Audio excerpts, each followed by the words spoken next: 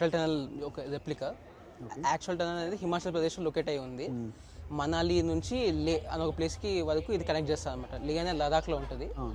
And it is 9.02 kilometres long అనమాట. So ఇది 10,000 feet above sea level ఉంటుంది.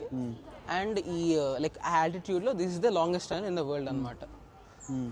So ఇది యాక్చువల్లీ అటల్ బిహారీ వాజ్పేయి తర్వాత దీనికి పేరు పెట్టారు అనమాట. ఆయన ఈయనకి లైక్ ఈ టనల్కి శాంక్షన్ చేస్తారు ప్రాజెక్ట్. 2000లో శాంక్షన్ చేస్తారు. 2010లో వర్కింగ్ స్టార్ట్ చేస్తే 2020లో అయిపోయి తర్వాత ఇనాగ్రేట్ చేస్తారు అనమాట. 2020 నుంచి ఇట్స్ ఇన్ వర్కింగ్ అండ్ ఇప్పుడు లైక్ ఇట్స్ ఇన్ వర్కింగ్ అనమాట. సో దీని మెయిన్ పర్పస్ ఏంటంటే for the defence purpose, transportation and actual ఏంటంటే ఇక్కడ ఉన్న లోకల్ ఫార్మర్స్కి import export. Internal city inside state or outside? Ladakh Himachal Pradesh నుంచి లడాక్ వరకు. ఓకే. సో అక్కడ ఉన్న లోకల్ ఫార్మర్స్కి బాగా హెల్ప్ అవుతుంది అనమాట. లైక్ ఇంపోర్ట్ అండ్ ఎక్స్పోర్ట్ చాలా ఈజీగా local farmers. Okay. So actually ఈ టనల్ ఎక్స్క్వేర్ చేయడానికి మెయిన్గా 2 మెథడ్స్ అని వాడారు అనమాట. One is new Austrian tunnel mining method, ఇంకోటి బ్లాస్ట్ అండ్ డ్రిల్ మైనింగ్. ఈ new Austrian tunnel mining method ఏంటంటే లైక్ ఎక్కడైతే కొంచెం రాక్ కొంచెం బ్రిటిల్గా ఉంటుందో అక్కడ లైక్ మిషనరీ కానీ లేకపోతే మ్యాన్ పవర్ యూజ్ చేసి ఎక్స్క్వేర్ చేసుకుంటారు అనమాట. సో దాని యూజ్ ఏంటంటే అక్కడ ఉన్న గ్రౌండ్ కానీ లేకపోతే సరౌండింగ్ రాక్సే దానికి స్టెబిలిటీ అనేది ప్రొవైడ్ చేస్తాయి అనమాట.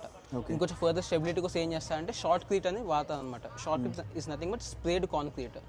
ఇది టెంపరీ టనల్ లైనింగ్ కింద యాక్ట్ అయ్యి దానికి కొంచెం స్టెబిలిటీ ఇస్తుంది.